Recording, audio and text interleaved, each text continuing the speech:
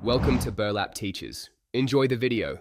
In this video, I will show how to make pasta Pakistani style. First, boil about 250 grams of your favorite pasta in salted water until it's perfectly al dente. Once cooked, drain it well and set it aside. This ensures your pasta is ready for the flavorful sauce we're about to create. Having your vegetables and protein prepped beforehand makes the next steps much smoother and quicker. Next, let's build our sauce base. In a large pan, heat 1 tablespoon of oil and sauté 1 finely chopped onion and 2 minced cloves of garlic until fragrant.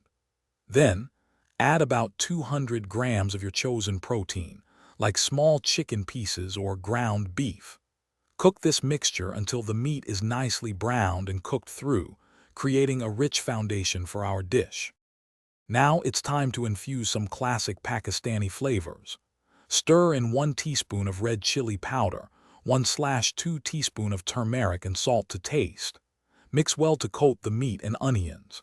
Then, add about 1 cup of your favorite mixed vegetables, such as bell peppers, carrots, and peas.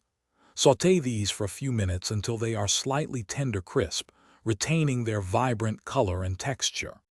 Finally, bring it all together. Add your pre-cooked pasta directly into the pan with the flavorful sauce and vegetables.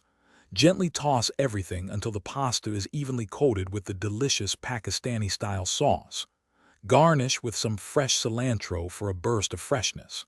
Serve your homemade Pakistani pasta hot and enjoy this easy, comforting meal with your loved ones.